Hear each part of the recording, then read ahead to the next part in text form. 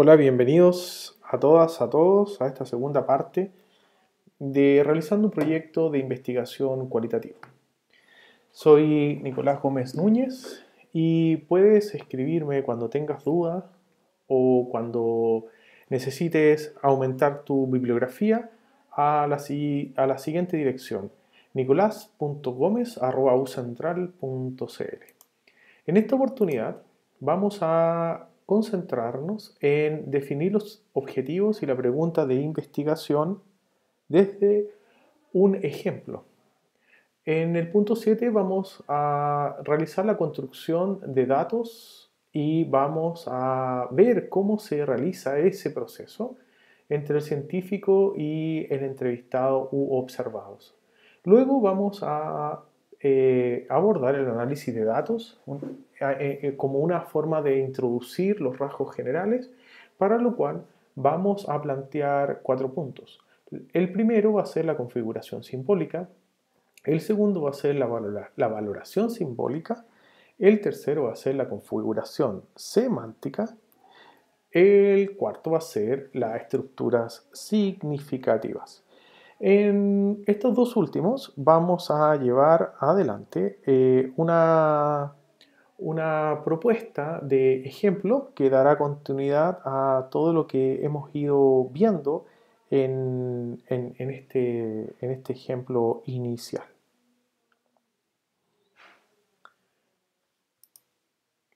Los aspectos que vamos a abordar en las próximas reuniones van a ser los siguientes: elaboración de hipótesis sobre los datos, los cuales van a ir surgiendo desde el contexto situacional del estudio que vamos a realizar y que van a emerger gracias al uso de las técnicas que tú y yo vamos a ir usando con aquellas personas o con aquellas fuentes o con aquel referente empírico o unidad de análisis que está experimentando el fenómeno que queremos estudiar. Vamos a establecer las variables que participan en el fenómeno bajo estudio, describiendo sus relaciones y sistematizándolas en un orden lógico, y de esa manera vamos a llegar a la idea de teoría o marco metodológico. Vamos a poner la teoría que emerge por escrito, y esa teoría que emerge va a ser particular del contexto situacional, y vamos a aportar las maneras en que se verifica. Vamos a escribir el campo desde la visión del mundo de los participantes actuantes, es decir, vamos a volver a la relación entrevistados e investigador. Vamos a escribir los criterios que caracterizan a las personas que participan en el estudio, ya sea la muestra teórica, la muestra estructural e intencional. Y vamos a caracterizar el modo de tratamiento de los datos que permiten localizar y saturar el espacio simbólico, que habitualmente lo reconocemos como el plan de análisis de datos. También vamos a llegar a elaborar informes o exposición de resultados. Recuerde que aquellos contenidos que están en color azul-violeta son contenidos propiamente de las materias que vamos a abordar de aquí en adelante, mientras que los contenidos que están en negro son asuntos que usted ya debe manejar, que usted ya debió haber revisado e incluso ya debe considerar los aspectos que son problemáticos cuando uno los realiza. Por tanto, nos estamos asumiendo que este camino que vamos a dar continuidad se basa específicamente en el tratamiento de los datos que permiten localizar y saturar el espacio simbólico, es decir, vamos a mostrar una serie de planes de análisis de datos, y también nos vamos a concentrar en la exposición o las distintas formas en que transferimos o transmitimos los resultados del plan de análisis. También tienes que tomar en cuenta que vamos a hacer uso del capítulo 2 de Dávila, las perspectivas metodológicas cualitativas y cuantitativas en ciencias sociales, debate teórico e implicaciones axiológicas, que va desde la página 75 a la 78. Siempre es recomendable empezar a leer acompañando la lectura y la revisión y la reflexión que tú puedas hacer. Bueno, para poder ir abordando la primera parte de este ejercicio, vamos a hacer un recuerdo. Para elaborar un objetivo general de investigación desde la perspectiva cualitativa, debes considerar siempre las siguientes cualidades. 1. Debe derivarse de la teoría y ser a su vez coherente con una propuesta metodológica. Por lo tanto, es necesario que los conceptos que tú vas a utilizar sean coherentes y estén reflejados en el objetivo. 2. Busca siempre construir o recuperar una propuesta teórica sobre un fenómeno que se da o que se construye o que construye un grupo determinado. 3. El objetivo estudia el mundo tal y como se presenta, en y a través de la conciencia. 4. Se debe concentrar el objetivo general en uno de los siguientes ámbitos de indagación: composición de las prácticas e interacciones que conforman las rutinas, uso del conocimiento de las interacciones, contenido del lenguaje y su función performativa, significados atribuidos a la experiencia, uso de artefactos en las interacciones, composición de las representaciones sociales, conformación del universo simbólico, hitos y aspectos de la memoria colectiva.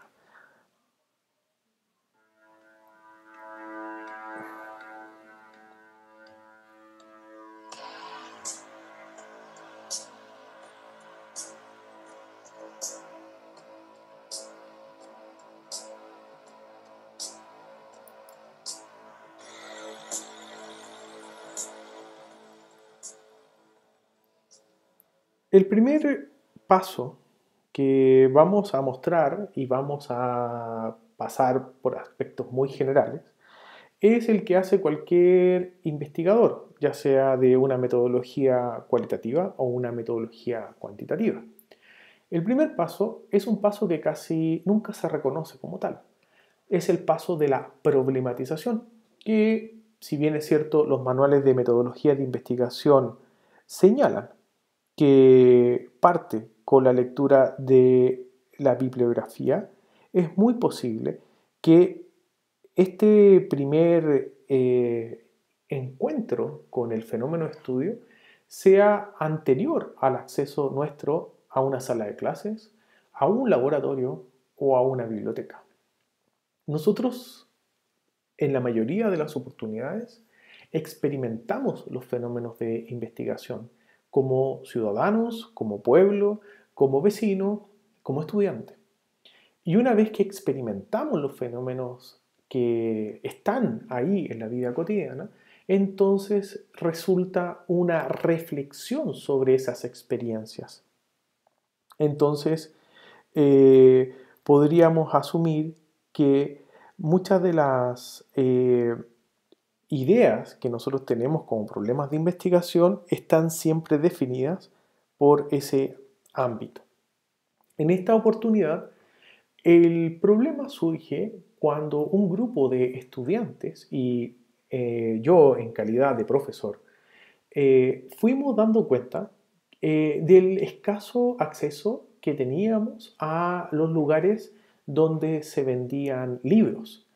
Ustedes sabrán que los que nos formamos y ejercemos como científicos sociales o como profesionales de las ciencias sociales, tenemos como herramienta de trabajo los libros. Es decir, no solamente leemos libros porque nos interesa o porque nos gusta leer. Podría no gustarnos leer y podría no interesarnos. Nosotros siempre entonces necesitamos los libros. Es una condición sine qua non, llamémoslo así grandilocuentemente. Ahora, si nos gustan los libros y nos gusta leer y además es una condición elemental, tanto mejor. Y nos fuimos dando cuenta que en nuestro país, Chile, hay una desigual distribución de las posibilidades de acceso al libro según un estudio que había hecho las editoriales independientes. Entonces, si nosotros observamos las comunas del territorio nacional, vamos a tener que el 45% de las posibilidades de acceso al libro, es decir, no solamente considerando las bibliotecas municipales, vamos a asumir que eso está ahí y que la biblioteca municipal puede ser una posibilidad, pero entenderemos que esa no va a ser la única, sino que deberían haber otras. En el caso de Chile, esas otras posibilidades, que sería un acceso al libro de forma pagada, se encuentra en 45% dentro de la región metropolitana. Es decir, si un chileno de la región de Valparaíso quiere comprar, o una chilena quiere comprar un libro en la región de Valparaíso, solamente va a tener el 8% a nivel nacional de los puntos de venta o de acceso al libro pagado. Y se va a encontrar dentro de la región de Valparaíso en 4 ciudades. Si nos vamos a la región del Biobío, la chilena o el chileno o cualquiera que quiera comprar libros va a tener un 6% de posibilidades de acceso al libro y va a estar solamente en 3 ciudades. En la región del Maule pasamos al 5%.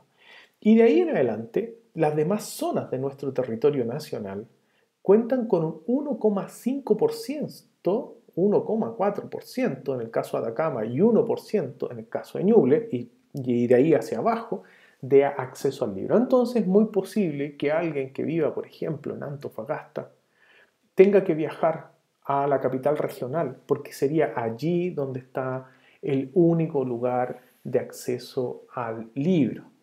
Esto quiere decir que se va a encontrar con una librería y estamos asumiendo que puede encontrar en su municipio una biblioteca comunal. Este dato, si lo llevamos al caso del 45% en la región metropolitana, vamos a tener estos puntos, ¿no? Estos puntos azules que son las librerías, donde tú vas y accedes al libro de forma pagada. Después tienes los bibliómetros, que en el caso de la región metropolitana, estos bibliómetros están en alguna de las estaciones del Metro de Santiago de Chile. Están las bibliotecas en color verde, es decir, estas que nosotros señalábamos como acceso gratuito al libro. Y están los supermercados. Entonces, en la región metropolitana, donde se concentra el 45% de todas las posibilidades de acceso al libro gratuito, es decir, 86 bibliotecas, y para la forma pagada se tiene el 45% de los supermercados, es decir, 17 locales, y el 52% a nivel nacional de las librerías, es decir, 184 locales, según el estudio que hace en 2017 Editores Independientes de Chile. Lo que genera una línea de acceso al libro, como ustedes lo pueden ver ahí en el mapa, que estratifica y segrega el acceso a este bien cultural.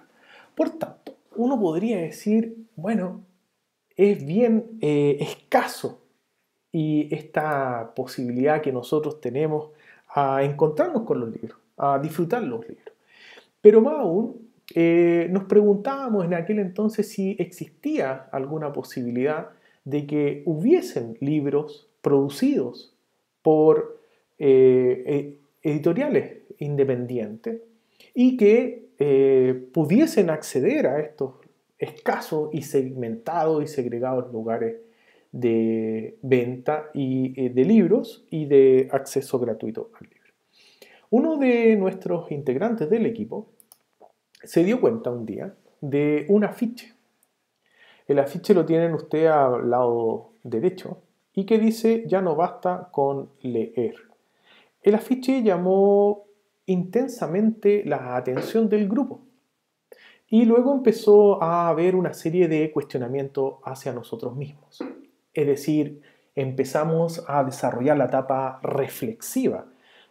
De ahí vino un paso al hecho de querer buscar bibliografía al respecto, de la cual existían 2 o 3 artículos de distintos autores y que eran, por cierto, muy escasos para lo que uno podría entender como este problema que se empieza a presentar y que devela un fenómeno. El fenómeno hasta ese momento no lo teníamos muy claro, sino que teníamos más bien un problema. Como nosotros, integrantes de una comunidad científica, primero estábamos situados territorialmente en una desigual distribución de las oportunidades de acceso al libro y segundo, no nos habíamos dado cuenta de la existencia de un grupo de editoriales que había conformado una cooperativa, la cooperativa La Furia. Cooperativa que ya llevaba a lo menos 10 ferias o 9 ferias de libros en donde participaba exponiendo los libros, por ejemplo, en el edificio Gabriela Mistral en Santiago. Esta feria de libros se llama La Furia del Libro. Ahora, ¿tiene relación con la cooperativa de editores La Furia? Sí, por supuesto, y más adelante nos fuimos dando cuenta que el concepto La Furia viene de ese encuentro en ese tipo de espacio. Y bueno, uno podría seguir andando sobre los resultados. Pero lo que nos interesa es que en este momento es que desde esa toma de conciencia de este fenómeno, pudimos hacer una primera identificación de criterios para poder definir e indagar y conocer. Entonces, definimos que queríamos comprender estas editoriales desde su proyecto económico. También queríamos ver cómo tenían una misión social, cómo hacían el gobierno, le pusimos el apellido de participativo, cómo gobernaban este sistema productivo y cómo se enfrentaban con esta escasez de lugares de venta de sus libros o de promoción de los libros, y el tiempo de funcionamiento. Cuando nosotros desarrollamos esta definición de criterio, que no fueron emergiendo desde nuestro racionamiento, sino que más bien desde observar la realidad de esta feria, la Furia del Libro, y de hablar con un par de personas que estaban ahí en los puestos.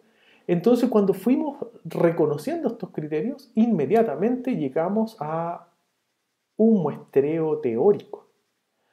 Sabíamos que queríamos indagar en ciertas variables. Por tanto, ese énfasis permite reconocer a cada unidad productiva como un caso típico. Y entonces se trataría de un estudio de casos seleccionados por un muestreo teórico.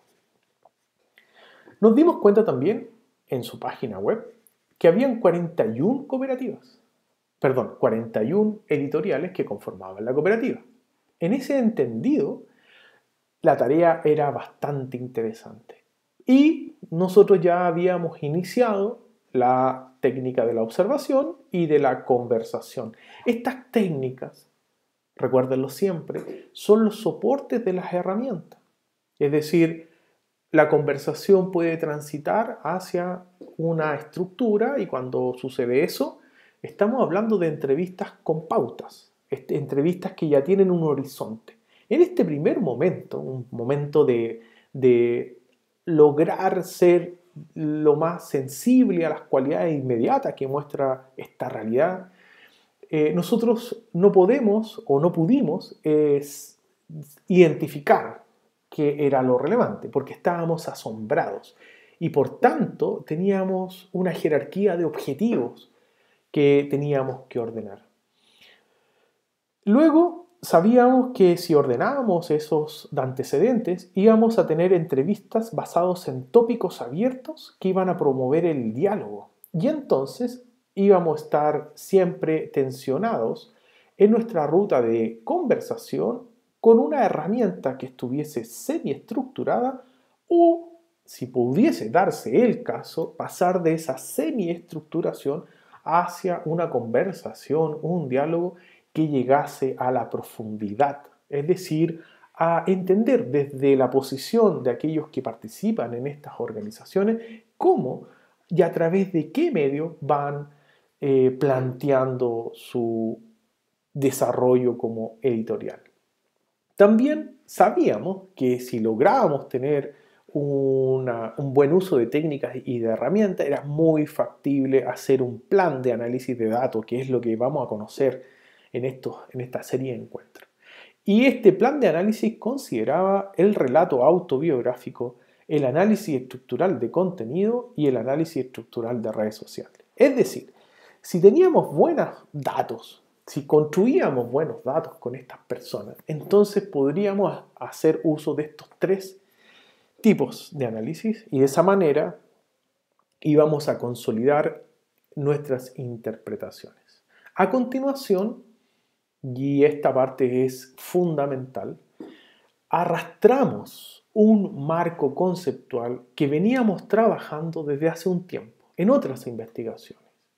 ¿Por qué digo que esta parte es fundamental? Porque habitualmente se dice, más no se hace, que la metodología cualitativa debe estar libre y exenta de marcos conceptuales. Me parece que es muy difícil que tú o yo, como personas comunes y corrientes, entremos a esa realidad nueva sin una idea de cómo funciona. Y entonces yo recomiendo organizar de manera sistemática los conceptos con los cuales tú vas a trabajar inicialmente. Es decir, que te van a proponer, te van a promover una visión sobre cómo ir abordando el trabajo de campo y al mismo tiempo estableciendo una observación sobre aquellos datos que vas a ir construyendo. En el caso que estamos colocando como ejemplo, nosotros partimos, como señalaba, de un concepto que se llama comunidad efectiva, concepto que veníamos arrastrando de unos estudios en sociología económica. Esta comunidad efectiva es un obrar que impide el cálculo, siempre fomenta una praxis espontánea, irreflexiva e inintencionada y reproduce el sentido de integración del mundo de la vida. Y esta comunidad efectiva se puede expresar en dos tipos de cohesión. Primero, una cohesión social efectiva y segundo, una cohesión técnica. Cuando nosotros estamos en la primera, puede ser definida de la siguiente manera. Sus códigos no se interpretan, esto es, no se decodifican en el plano de las representaciones, se viven y en tal caso se decodifican en el plano de las vivencias. Cierre comillas, es una expresión de Moreno que hemos seguido por un largo trecho en su recorrido epistémico teórico. ¿Qué queremos decir con eso? Que viene a ser una forma de estar en el mundo, la cohesión socioafectiva. Y esa cohesión socioafectiva se logra con mayor probabilidad en una comunidad efectiva, es decir, personas especializadas en un modo de producción. Luego, si eso existe, es muy normal, muy probable que exista esta otra dimensión. Es decir, que existan posiciones que gozan de reconocimiento por los integrantes de la comunidad, de la organización, en este caso de la cooperativa, cargos con competencias aprendidas y practicadas en la división del trabajo y sentido práctico del obrar comunitario o competencias técnicas. Una vez que aclaramos esa forma de pensar el inicio de cómo podrían ser estas editoriales y cómo podría ser el trabajo cooperativo de las editoriales, planteamos tres respuestas tentativas a una pregunta de investigación que por el momento no teníamos muy clara, pero sí sabíamos algunos argumentos que arrastrábamos, vuelvo a subrayar esa palabra, desde otros repertorios teóricos que habíamos leído en unos ramos de psicología laboral, que habíamos revisado desde algunos artículos sobre sociología económica, que habíamos reflexionado desde la antropología económica. Es decir, nos hicimos de una serie de insumos para plantear estas hipótesis. Y en este entendido, la hipótesis, estas respuestas tentativas a la pregunta de investigación en la perspectiva cualitativa, fijan una ruta para saber por dónde caminar inicialmente, pero no tienen necesariamente el objetivo de terminar la investigación una vez que constatas la hipótesis o que refutas la hipótesis. Por el contrario, son tus primeras aproximaciones y la misma realidad también te va a proponer sus propias hipótesis. Nuestro primer supuesto entonces era que la participación de los hombres y las mujeres en una comunidad de trabajo que delibera sobre la administración de la organización económica, en este caso la editorial, y la cooperativa, es un modo de inserción en el trabajo y ese ingreso es significativo porque se experimenta una socialización basada en relaciones de reciprocidad que ponen en cuestión el egoísmo o el modelo cultural identitario basado en acciones hedonistas y aporta contenidos simbólicos que diluyen las fronteras entre intereses individuales y colectivos. El segundo supuesto o hipótesis es la siguiente. La trayectoria de las organizaciones económicas se comprende porque la autogestión supone encuentros de autocapacitación donde se aprenden los conocimientos sociotécnicos para producir bienes y servicios, se experimenta la toma de decisiones y se construye la visión de mundo que sostiene los objetivos sociales explícitos para incidir en la política pública a la cual se tiene acceso. Y una tercera hipótesis es la trayectoria de la organización económica se comprende porque su autogestión supone especialización y diferenciación interna dentro de la cooperativa y dentro de la editorial, debido a que la organización requiere coordinarse con las empresas micro y medianas locales, provinciales, y así ser incluidos en el diseño y o la implementación de programas de fomento productivo.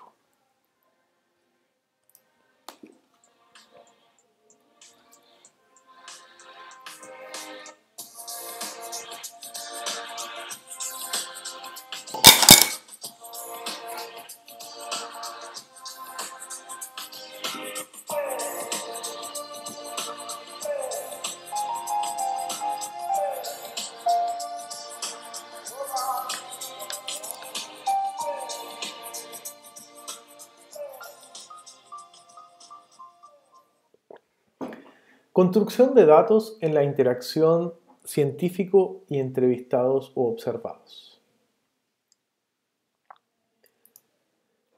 Para entender la construcción de los datos, vamos a asumir que estos datos pueden tener dos grandes, dos gruesas, dos generales definiciones, el proceso de construcción. Vamos a seguir la línea violeta que habitualmente corresponde o es pertinente al método cuantitativo. Entonces, en esta línea violeta vamos a asumir que se construyen los datos de manera alopoética o alopoético. Desde el exterior, el investigador propone quiénes van a dar una opinión en un marco definido estrictamente por unos criterios teóricos. Y entonces, estas personas que son reconocidas y que tienen el nombre de construcción de la muestra, participan aportando informaciones en unas situaciones que, si bien es cierto, existe diálogo, pero es un diálogo que limita la participación. Por ejemplo, en el caso de la encuesta, o cuando la amplía, en el caso del grupo de conversación o en el grupo focal, siempre tiene un ámbito restrictivo, Pero cuando asumimos que es alopoético, es el investigador quien va a zanjar desde afuera del fenómeno la posibilidad de construir el dato pertinente para lo que él o ella anda buscando. Y este dato pretende una representación en el universo. En ese sentido, uno podría decir que la construcción de datos alopoéticos son parte de una perspectiva distributiva en donde el grado de incidencia de las personas a través de una herramienta es restrictiva. Cuando el dato se construye por grupos autopoéticos, que es pertinente o corresponde a la metodología cualitativa o comprensiva, nosotros tenemos que asumir por lo menos dos características que son absolutamente diferentes a el dato construido desde la perspectiva distributiva, cuya base es lo alopoético. Primer rasgo, el grupo ya existe, por tanto, esa organización ha ido construyéndose y ha ido forjando un mundo de la vida. En consecuencia, el grupo, esa vida cotidiana, ya tiene datos, con independencia de la participación que tengan nuestras herramientas o con independencia del viaje que haga el científico a esa realidad. Esta capacidad que tiene el grupo de fijar su propia historia, de transmitirse los conocimientos sociotécnicos, por ejemplo, es un límite que fija este tipo de perspectivas. Entonces, segunda cualidad que se entiende de la primera. La dinámica de este grupo social genera estos límites que lo diferencian de otras formas sociales que son contemporáneas a su desempeño histórico. Entonces, es un grupo con barreras, con límites, con fronteras, que perfectamente puede reconocerse a sí mismo como un actor sociopolítico o como un agente económico. En consecuencia, el individuo, las personas, hombres o mujeres que constituyen el grupo o la organización, no son en sí mismos la organización, ¿ya? Y la organización y este segundo orden, llamémoslo así, es más que la suma de todas esas partes. ¿Y qué hace entonces el dato? El dato lo que hace es demostrar la producción histórica de ese grupo. El dato ya está ahí y nosotros vamos a llegar a comprenderlo, y cuando lo comprendemos tenemos que entrar en diálogos. Pero ese dato va a seguir existiendo si es que nosotros no llegamos ahí. Es decir, la realidad de la vida cotidiana prescinde del acceso que pueda tener la ciencia. Entonces, cuando tenemos esos supuestos, asumimos que el grupo tiene neuentropía, tiene poder. Y cuando el grupo tiene poder, entonces puede transformar las condiciones de su realidad histórica. Y es eso lo que está haciendo constantemente. Entonces podemos ocupar algunas herramientas y técnicas. Por ejemplo, podemos ocupar el socioanálisis para que el grupo se ordene en cuanto a los datos que ya produce, le dé un segundo orden o un tercer orden, se revise o afronte un desafío que le permita superar sus problemas. O podemos ocupar, por ejemplo, la investigación-acción, que tiene una eficiencia notable cuando una organización productiva ya reconoce problemas que han salido de su estado de latencia y empiezan a generar debilidades para el desempeño de este sujeto colectivo. ¿Qué es un sujeto colectivo? Que es transindividual y es siempre una construcción intersubjetiva. Es decir, tiene una génesis que proviene de las interacciones. Entonces, habitualmente, nuestros datos vienen a llegarnos y a impactarnos y a conmovernos porque estos sujetos colectivos viven procesos de cambio o son aquellos que reproducen el orden establecido. Y también estos datos van a mostrarnos inmediatamente sus procesos de socialización, más no la profundidad de los contenidos de esos procesos. He ahí la importancia de hacer estudios que van a transformar la subjetividad del nuevo o del recién llegado. Y entonces nos puede interesar cómo se desarrollan esos procesos. También viene siendo muy importante el estudio sobre la reflexividad que esos datos permiten conocer. Una reflexividad que siempre conlleva diversidad. Entonces, recordémoslo, cuando nosotros tenemos datos, primero, siempre debemos asumir que no se encuentran en el trabajo de campo ahí como dado. No. Sino que siempre son construcciones que hace la o el investigador.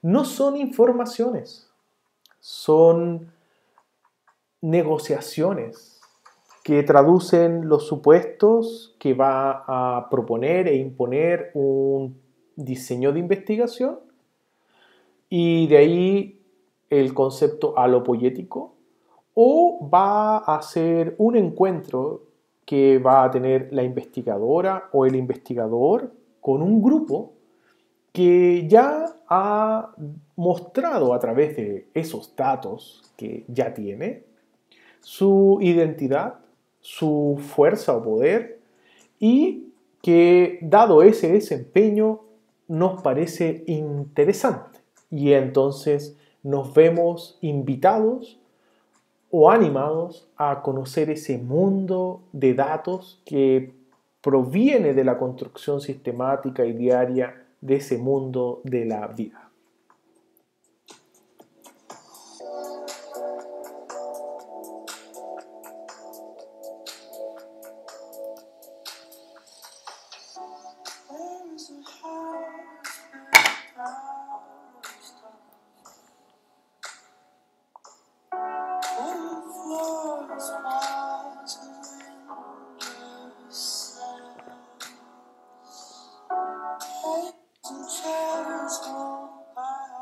A continuación vamos a seguir los siguientes puntos y lo que vamos a presentar son aspectos generales de etapas que toda investigación va a tener en el momento en que se pone en marcha. Estos aspectos generales van a ir teniendo distintos nombres y distintos énfasis a medida que cada diseño de investigación cualitativa adopte su propio funcionamiento. Indudablemente que cada investigador o investigadora reconocerá la calidad de los datos con los cuales va a trabajar y por tanto va a hacer uso pertinente de ciertas metodologías de análisis. No todas las metodologías de análisis sirven para todos los datos. Entonces, lo que vamos a mostrar a continuación son los aspectos o etapas, más bien, generales que van a permitir que una investigación salga del contexto socio-histórico en donde se ha ido construyendo el dato y vaya decantando hacia una abstracción de esa interpretación que finalmente nosotros consolidamos como el dato científico, y hay que siempre reconocer, por lo menos en esta presentación, que hay un horizonte. El horizonte es que ese dato que podamos analizar y luego obtener un resultado, en esta presentación siempre el horizonte está puesto en que tenga algún contacto o vínculo virtuoso con la metodología cuantitativa. Por tanto, va a buscar un diálogo, y de esa manera nosotros pensamos que la perspectiva cualitativa con la perspectiva cuantitativa pueden generar otro tipo de estudios en aquellos ámbitos o niveles donde son complementarios. Entonces vamos a ir subrayando ese camino en esta presentación.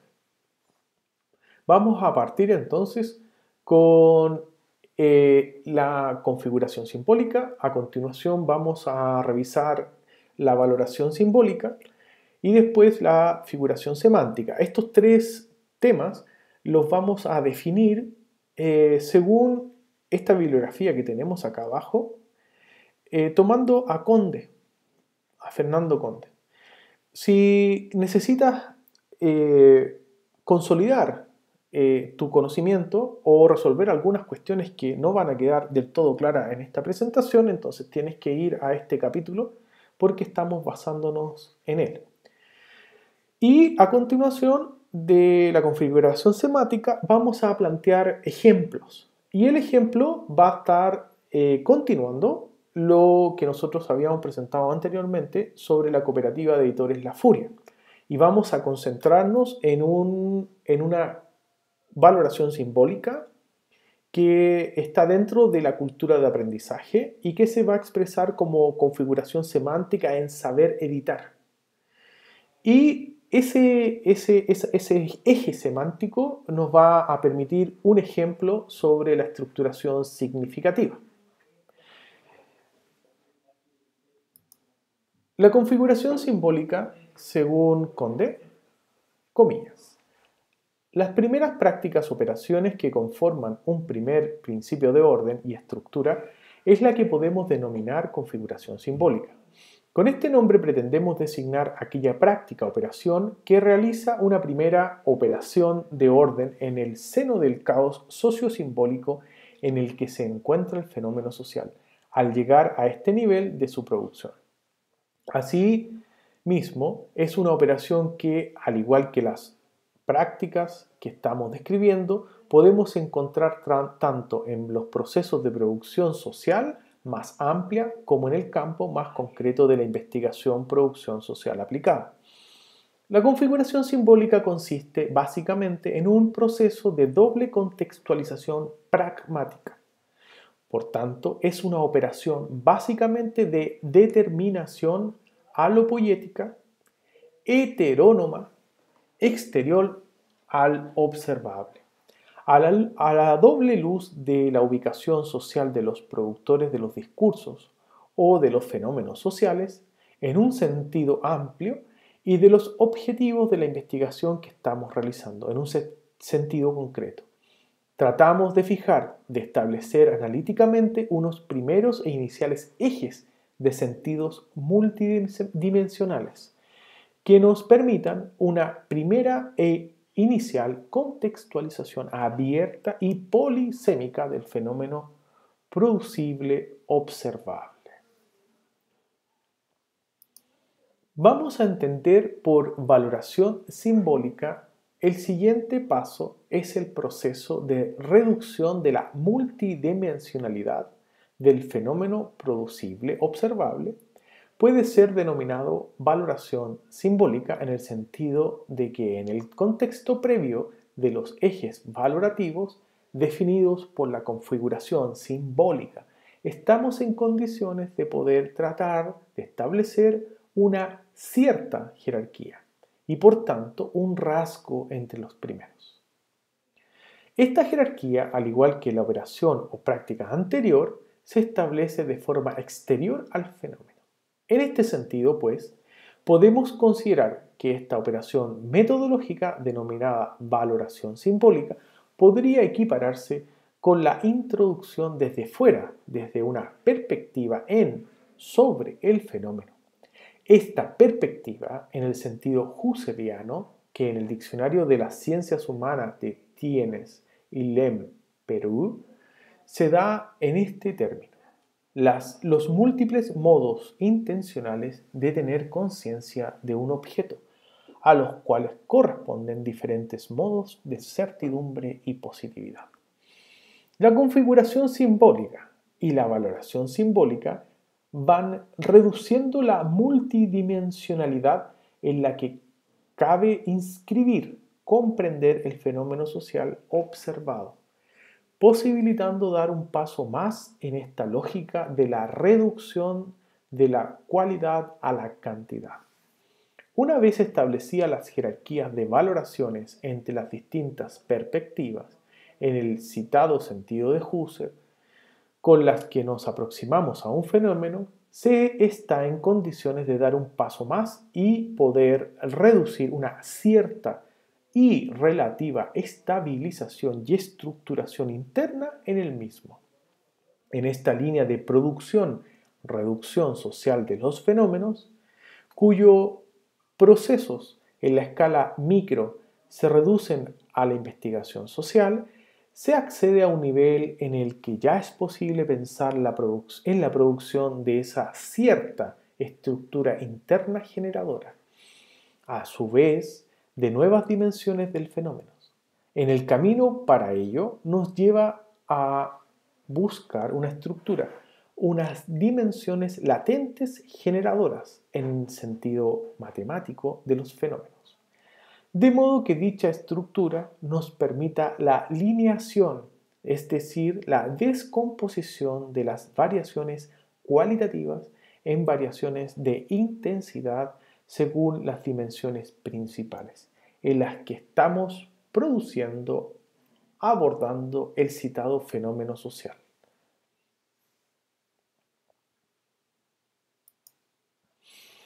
La configuración semántica. La estabilización de esas estructuras latentes y generadoras solo es posible cuando lo que podemos denominar determinaciones internas del fenómeno predominan sobre lo que podemos denominar determinaciones exteriores al mismo. Situación que se produce solo cuando en el fenómeno ya se han desarrollado mediante las anteriores operaciones unas ciertas estructuras de orden interno. La promoción última de dicha estructura interna e inicio del proceso de desligamiento de las determinaciones exteriores es lo que produce precisamente la operación que estamos denominando configuración semántica. Dicha operación consiste básicamente en la producción, configuración, reducción del fenómeno social a un espacio o instancia en el que los contextos exteriores de determinación y configuración socio-simbólica discursiva más generales pasan a un segundo plano. De esta forma, con la configuración semántica se hace posible dar dos pasos nuevos en el progresivo proceso de reducción de la apertura y multidimensionalidad del fenómeno social. 1. La abstracción del contexto y, por lo tanto, la puesta entre paréntesis de las múltiples determinaciones exteriores, sociales básicamente, del fenómeno social concreto con el que estamos trabajando, lo que marca una clara ruptura con las prácticas anteriores en las que priman las determinaciones exteriores. 2. La puesta en marcha posterior de las prácticas operaciones de homogeneización local de la heterogeneidad todavía existente en cada una de los citados ejes dimensiones. Conjunto de prácticas y de nuevas operaciones cuyo resultado, más en lo concreto, va a posibilitar la creación ulterior del espacio de medida. La configuración semántica es clave para la configuración interna y para la propia estabilidad estructural del fenómeno social. Esto es, para la producción de sus primeras condensaciones significativas, que podrán finalizar como puro código significante y multidimensional.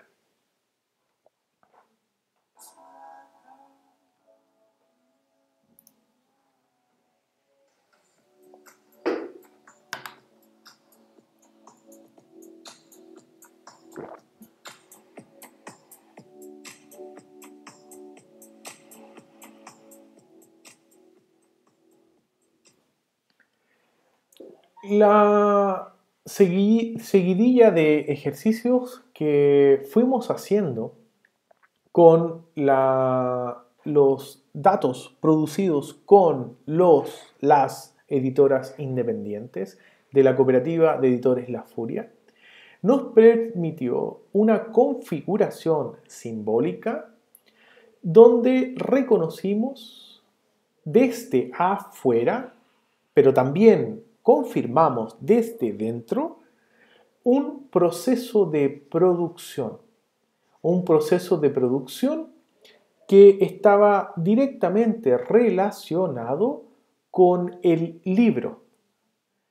Libro que tiene una forma de expresión y de multidimensionalidad o de polisemia dentro de este mundo de la vida de los editores independientes, junto con otras variables de estos casos que estamos revisando. Por tanto, el proceso de producción es una condición del fenómeno de estudio, una de las varias que pueden ser encontradas o pueden ser revisadas junto a las personas que experimentan aquello que nosotros queremos destacar o conocer. En esta oportunidad, ese proceso de producción empezó a ser subdividido, empezó a tener una reducción semántica con las dimensiones de comunidad de trabajo, pluriactividad laboral, cultura de aprendizaje, impresión y distribución. Entonces, estos ámbitos o dimensiones constituyen esta variable que se llama proceso de producción.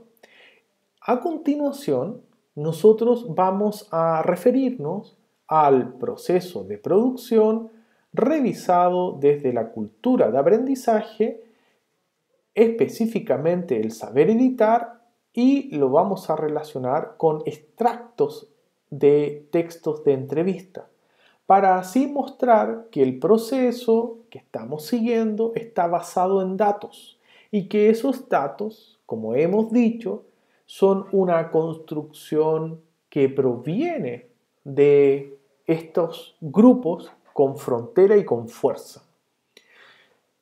Este es un claro ejemplo, por lo demás, de un proceso de configuración simbólica. Cuando estamos en la configuración simbólica, es necesario describir la variable, la dimensión desde los registros que nosotros hacemos de las observaciones del campo y de lo que nosotros vamos descubriendo a medida que desarrollamos las entrevistas. Entonces, la definición de cultura de aprendizaje es un producto logrado desde esa experiencia con las personas. Es una síntesis que caracteriza ese ámbito, esa dimensión. Y entonces lo definimos como el saber hacer en el mundo de la vida de la editorial está enraizado en una matriz de sentido que orienta a las personas a indagar para aprender. Esa práctica, aprender, les reporta placer y desenvuelve una ética con criterios para diferenciar las calidades de los contenidos de los libros y reconocer la relación puramente comercial de las que no lo son. En un nivel práctico también contribuye a la indagación para resolver los problemas diarios y regulares de la producción. Entonces, hay un conjunto de saberes de gestión editorial que son un repertorio limitado de conocimientos específicos y eficientes. Cada uno de estos cúmulos de información sociotécnica se desenvuelven con sus propias cualidades y se reconocen los siguientes: saber editar, saber diseñar proyectos, saber de ferias.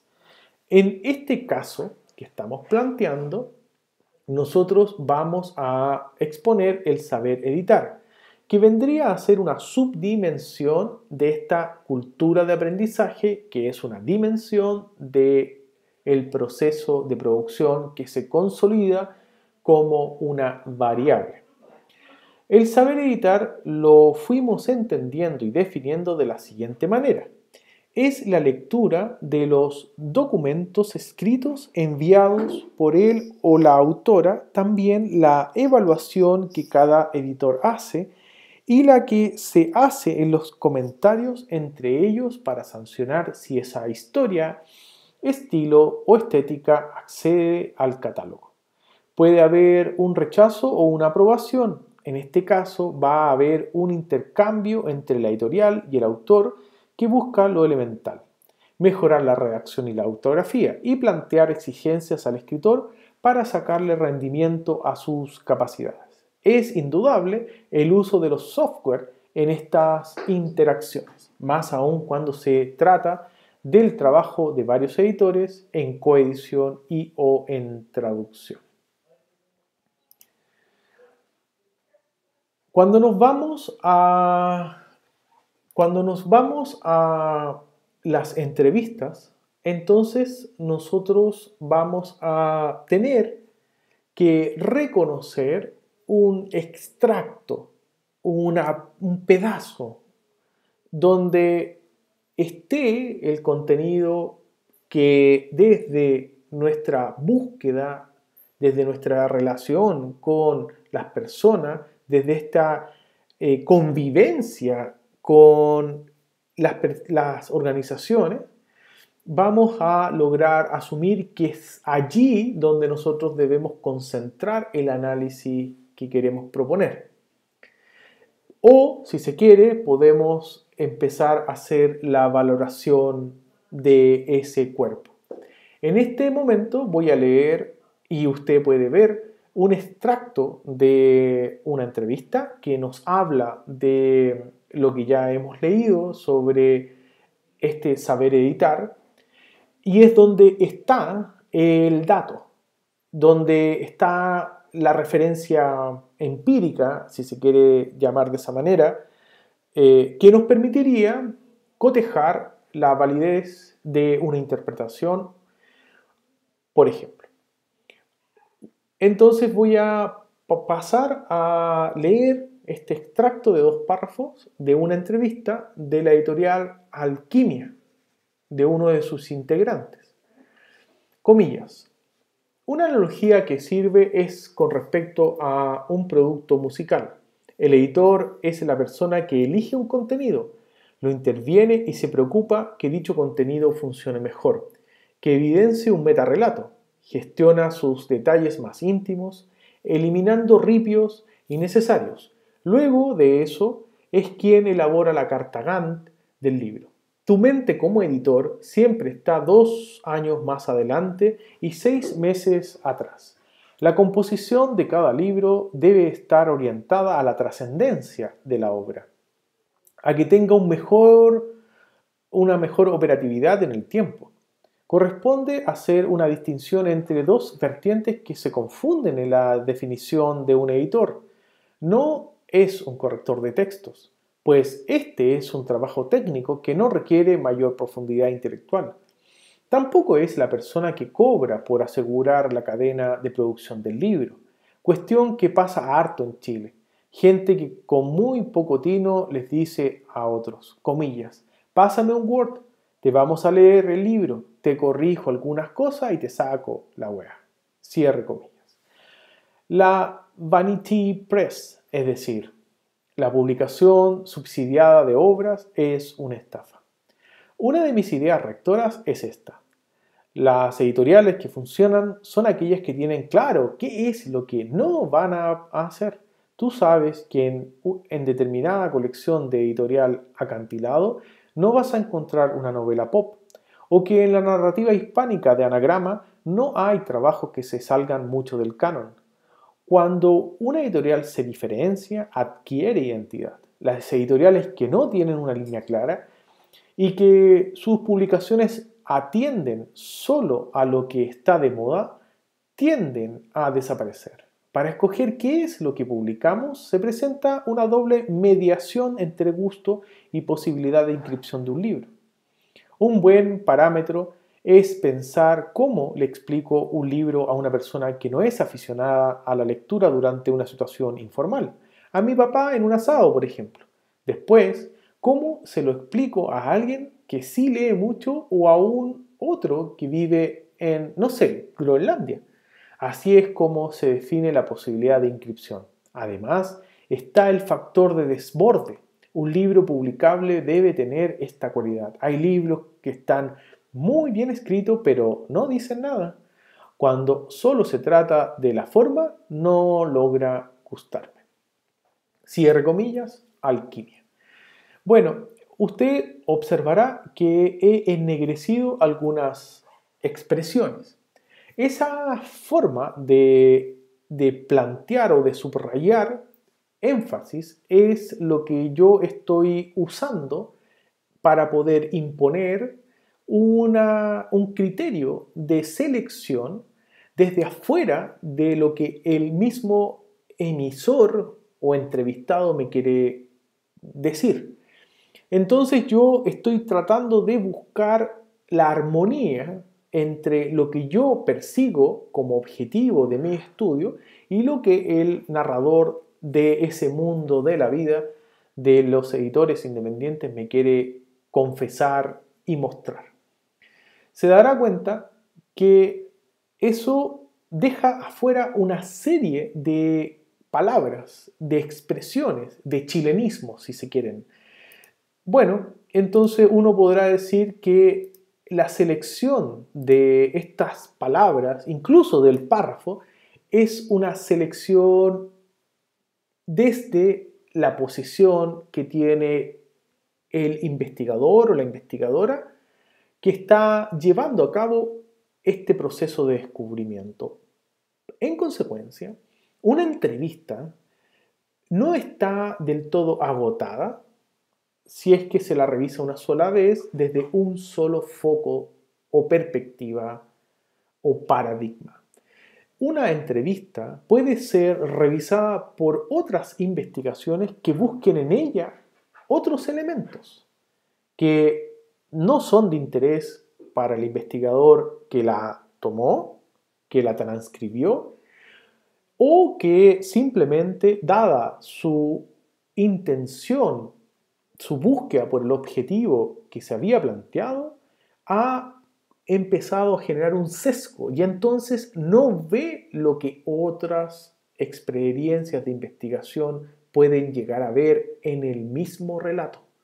Tenga siempre presente esto porque ahí se dará cuenta de los distintos sesgos que vamos sumando al proceso de investigación y que es muy posible que si usted realiza un buen análisis de datos, ese análisis de datos le mostrará esos vacíos, esos límites, esos sesgos y usted podrá entregarlos como una información a otros investigadores para que tengan atención o cuidado y puedan descubrir nuevos fenómenos o nuevas realidades o nuevos ejes semánticos en aquello que usted ya logró.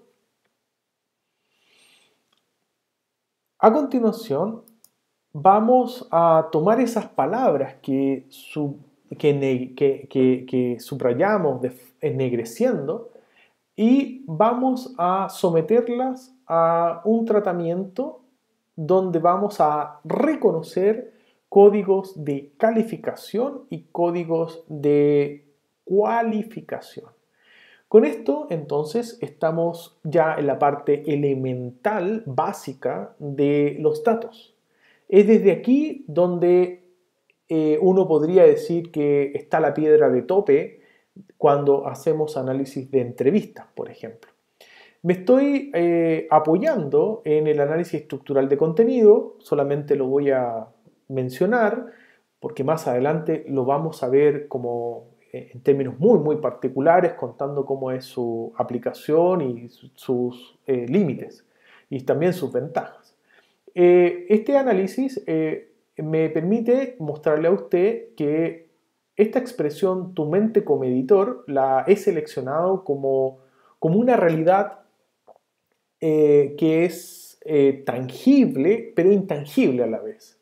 Es decir, no está calificada, ¿ya? Está compuesta, pero puede ser, puede estar en el ámbito de lo neutro. Y si le agregamos condimentos, calidades, juicios, entonces puede variar ese código o que ahora está funcionando como tema, como eje semántico. Entonces, cuando me paro desde aquí, voy a bajar deconstruyendo el párrafo donde se encuentra esa expresión y voy a deconstruirlo hacia abajo y voy a tener se ocupa, contenido y metarrelato. A la derecha voy a tener una clasificación. Se ocupa, acción que busca la eficiencia. Contenido, cosa objetiva, que es igual a narrativa en sí. Muy bien. Y metarrelato, cosa objetiva, es un código de base que es igual a profundidad y esclarecimiento de lo narrativo. Bien, entonces tengo código de base y una acción, bien, que si se relaciona con los códigos de base, como hemos dicho, entonces cualifica al código de base. Entonces acá tenemos un breve resumen de lo que quiero mostrar hoy. La unidad mínima que podemos reconocer en un texto, mínima elemental y a primera vista asequible, son los códigos de base y son realidades objetivas, pero estas realidades objetivas, tenga en cuenta, no son necesariamente realidades que tú la puedes llevar a la realidad tangible, sino que son abstracciones muchas veces. Por ejemplo, tu mente como editor es una abstracción. Incluso uno podría decir que es una metáfora. Pero dentro del contexto del párrafo de a dónde viene, está funcionando como una realidad objetiva, que incluso se podría llegar a tocar. Y luego tenemos otro dato, que son los códigos de cualificación, que son palabras o expresiones, que puede ser un párrafo o una línea, pero que cumplen la función de calificar, cualificar o evaluar a un código de base. Código de base y código de cualificación son las unidades mínimas que uno puede reconocer como dato. A partir de ahí, entonces, vienen datos más exuberantes y que podrían ser también trabajados. En otro párrafo de esa misma lectura que hicimos, aparece la composición orientada a la trascendencia. Y entonces, cosa objetiva, código de base, orientada a acción que busca un destino, que funciona como un código de cualificación, y destino buscado por una acción, que es la trascendencia. Entonces, en este caso, en esta estrofa, o en este párrafo, llamémoslo así, o en esta línea, tenemos dos códigos, ¿ya?, de calificación y un código de base. Luego, acá vamos a agregar un poco más de complejidad y vamos a colocar editorial, diferencia, adquiere identidad, que era lo que leímos en un par de líneas de lo que estábamos revisando anteriormente. Y ahora le vamos a colocar la oposición. Opuesto a diferencia es no tiene línea clara, así lo expresó el entrevistado. Adquiere identidad, entonces desaparecen. Cada vez que una editorial adquiere identidad, no desaparece. Cada vez que una editorial se diferencia es porque sí tiene una línea clara. ¿Se entiende la oposición? Y entonces podemos agregar otra estrofa, otra línea que funciona en el lado de las oposiciones. Comillas, publicaciones atienden solo a lo que está de moda.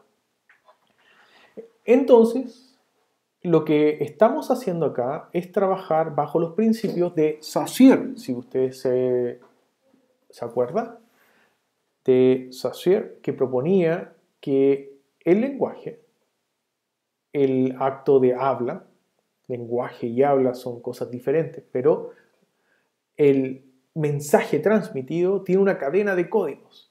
Y esos códigos funcionan por complementariedades y por oposiciones. Y nosotros podemos deconstruir esa cadena de códigos, de signos, símbolos, de significados y significantes, en este caso de significantes, y de esa manera podemos tener la unidad básica del dato que andamos buscando. Luego aparece la clasificación que ya hemos hecho. Editorial, eso es muy fácil, cosa objetiva. Acción realizada en la parte positiva de la cultura, diferencia. Y en la parte menos valorada o negativa de la cultura que se está expresando, no tiene línea clara. Entonces sería una acción realizada. Y luego resultado de la acción, que también sería un código de cualificación, en la parte apreciada de la cultura adquiere identidad y en la parte depreciada de la cultura desaparece. Estoy subrayando la palabra apreciación para este sector del análisis y la palabra depreciación para este sector del análisis.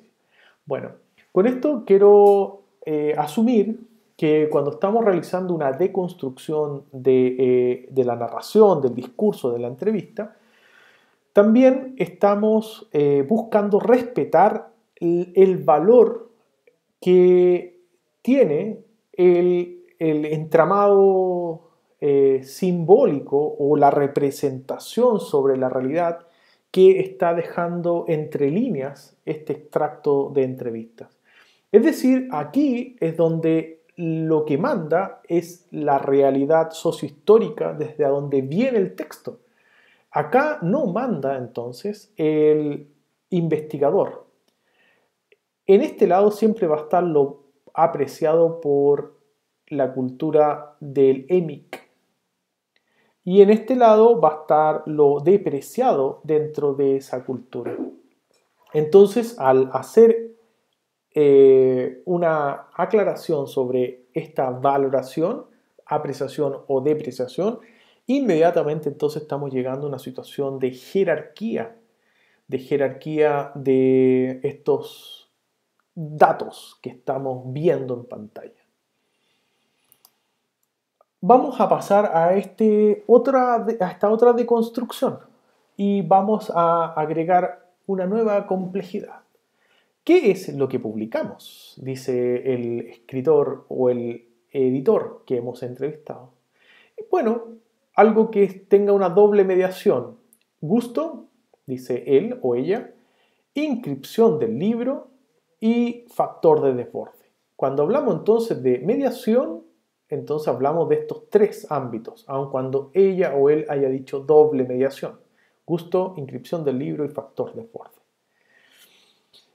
Por oposición, entonces, él o ella dijo, hay libros que están muy bien escritos, pero no dicen nada. Acá hubo un error estético, esto debería estar a este lado.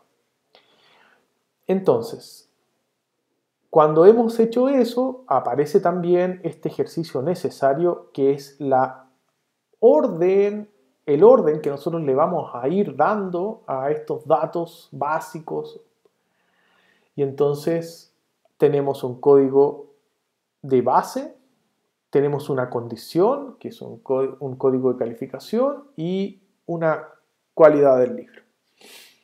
Muy bien, ahora vamos a dejar un par de minutos para que usted lea atentamente este párrafo y vamos a hacer un ejercicio similar.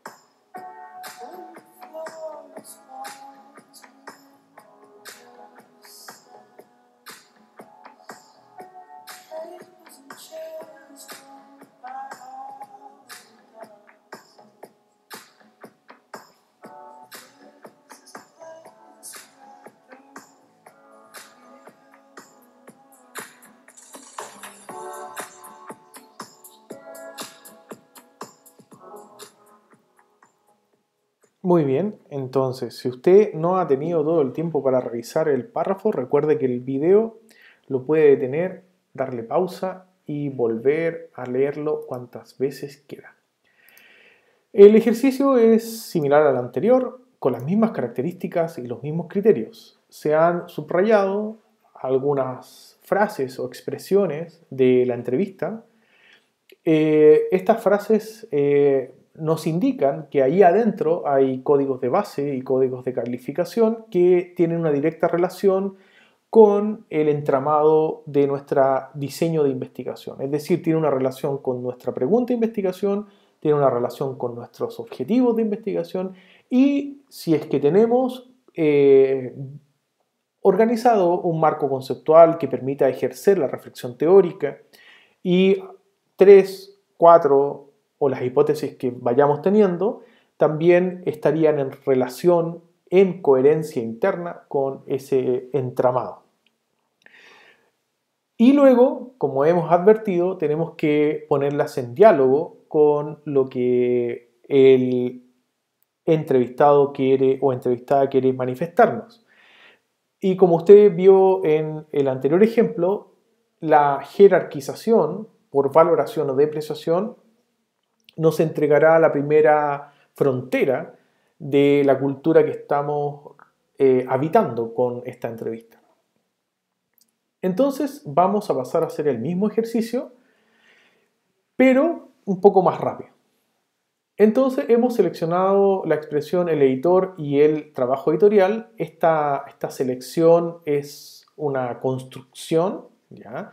Porque al desarrollar todo el ejercicio resume lo que hay en este análisis inicial, en esta reducción que estamos haciendo del contexto de la multiplicidad de factores que hay en el fenómeno y también estamos permitiendo descontextualizarlo, sacarlo de su hábitat sociohistórico, llamémoslo así, alejarnos desde su contexto de producción para poder observar la multidimensionalidad de esto que tenemos como entrevista y la entrevista reflejando evidentemente un fenómeno que suponemos complejo, pero que todavía no estamos en condiciones aún de saber cuáles son las áreas de su complejidad.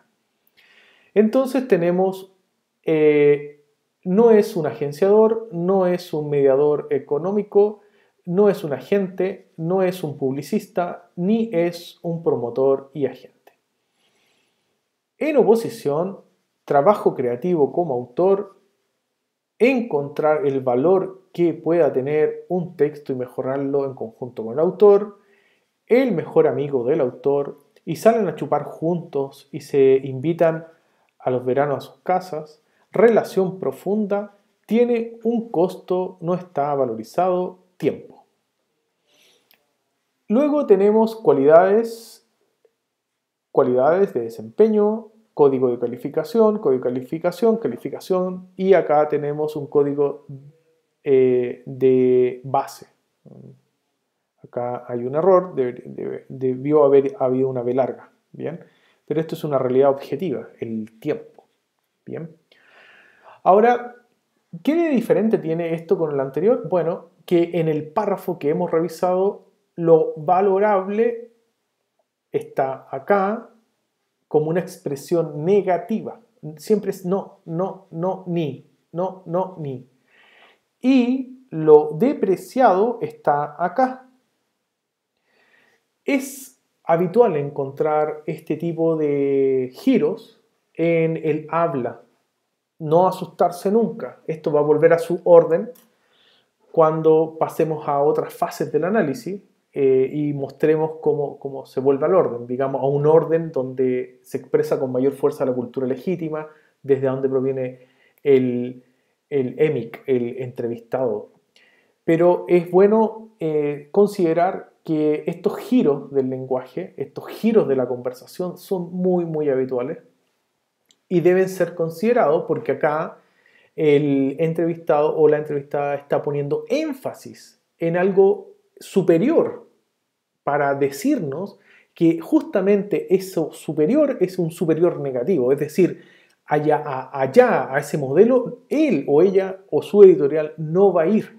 Eso va a fijar una frontera que no es solamente ahora simbólica o de la representación de la realidad, sino que eso va a tener concreción práctica, va a tener interacciones que la van a encarnar. En consecuencia, podemos suponer que este sector habita interacciones que van a ser significativas para demarcar a un grupo, y esa demarcación habitualmente viene con la expresión nosotros, y en este caso que estamos revisando, este ejemplo, esta expresión nosotros sería más o menos así: nosotros los que no somos como ellos, y así se leería esta expresión.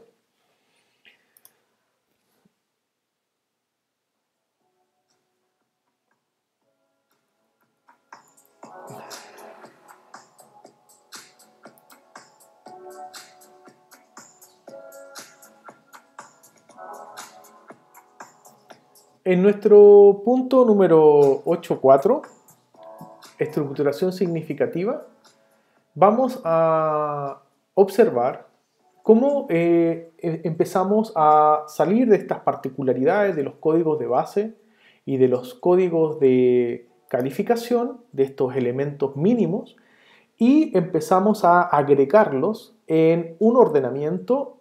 Hay otro más que se llama topología del discurso, pero en este caso vamos a ocupar uno, ¿ya? Que se llaman cruces axiales, que más adelante los vamos a presentar en profundidad, pero para este momento nos sirve para expresar cómo desde un código de base o de calificación nosotros podemos ir yendo hacia lo general, en esta ruta que nos puede conducir a este vínculo virtuoso con lo cuantitativo. Entonces, aquí donde nosotros podemos ocupar la definición de estructuración significativa. Comillas. En este sentido, la práctica operación que denominamos estructuración significativa consiste básicamente en la creación de distintos espacios semánticos. En este texto consideraremos lo simbólico como algo más abierto que lo semántico, de distinto tipo de asociaciones y distinciones entre significantes que posibiliten la construcción de una cierta clase de orden en función de los ejes iniciales conformados. Esa clase de orden en torno al conjunto de atractores semánticos de cada espacio discursivo, lo que posibilita estructurar y encuadrar el fenómeno producido, estudiado en la rejilla concreta de dichas clases de orden construidas. Acá solamente un par de comentarios. disculpando los errores de redacción, por ejemplo el que aparece ahí, pero es un párrafo extractado de la bibliografía que venimos siguiendo. Y cuando el texto se está expresando como tipo de asociaciones y distinciones entre significantes que produzcan cierto orden, debemos reconocer que todo análisis produce cierto orden. En el caso que hemos planteado como ejemplos, el orden viene por los ejes.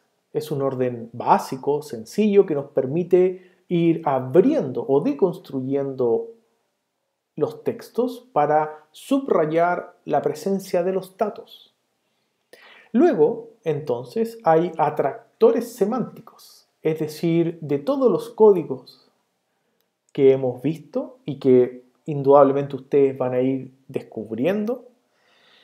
Hay algunos de ellos que agrupan a otros códigos, es decir, que se vuelven imprescindibles en la estructura que sostiene la expresión de ese sustrato, de ese fenómeno que nosotros estamos estudiando. O al revés, si no conoces esa relación de códigos, entonces tú no vas a comprender el mundo de la vida en el cual te estás involucrando, suponiendo que ahí está el fenómeno que estás estudiando. Pero para dar una cuota de tranquilidad, habitualmente él o la investigadora termina reconociendo los atractores semánticos en el trabajo de campo, porque son evidentes, porque las personas lo tienen construido ya. Recuerda, siempre estamos llegando a una realidad construida simbólicamente y también reflexionada. Incluso uno podría decir que ahí, en esa vida cotidiana, ya hay muchos análisis que tal vez no tienen este tipo de sistematicidad, pero que las personas ya lo han hecho. Bueno, pasando a la estructura significativa, uno podría hacer lo siguiente. Colocar en la parte superior el código de base o la realidad objetiva valorada por aquel que ha dado la entrevista.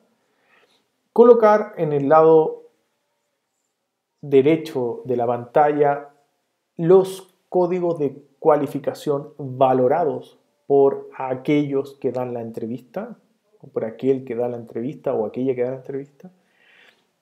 Acá abajo colocar el código de base, que es depreciado dentro de la matriz cultural que se expresa por la entrevista que estás analizando. Y a este lado poner el código de calificación, que en este caso no está, que es depreciado en la cultura de donde proviene la entrevista. En este entendido, nosotros tenemos una cuadratura aquí, otra cuadratura acá, otra acá y otra acá. Y esto funciona más o menos así, luego lo vamos a explicar con mayor detención. Esta sería una realidad positiva-negativa. Esta sería una realidad positiva-positiva. Esta realidad sería negativa-positiva. Y esta realidad o esta cuadratura sería una negativa-negativa. Entonces esto funciona por oposición, pero también por complementariedad. Y de esa forma uno podría llegar a una visión panorámica general de nuestro proceso de indagación que partió con una pregunta de investigación, que continuó con unos objetivos, que ha pasado por una serie de revisiones bibliográficas, tanto las que aporta el campo como las que aporta la misma academia, la disciplina que estamos estudiando, la disciplina que desempeñamos. Luego ha pasado por una etapa de selección de aspectos del campo que suponemos que es por ahí donde vamos a tener un mayor o más pertinente acceso al fenómeno de estudio, incluyendo en ese sentido a las personas que cumplen con los criterios que nosotros estimamos para seleccionarlos como casos de una muestra. Luego hemos confeccionado unas herramientas que nos permiten tener una entrevista. Y ahí empezamos ya a entrar a esta explicación de esta segunda parte de realizando un proyecto de investigación cualitativa. Recuerda, esta presentación no ha pretendido agotar lo que hemos revisado, sino que lo que busca es mostrarte el proceso en el cual vamos a ir construyendo nuestras formas de analizar datos. Por tanto, te debería quedar la visión panorámica, aun cuando no explorada aún por ti, del trayecto que hace cualquier investigación comprensiva. Muchas gracias por la atención.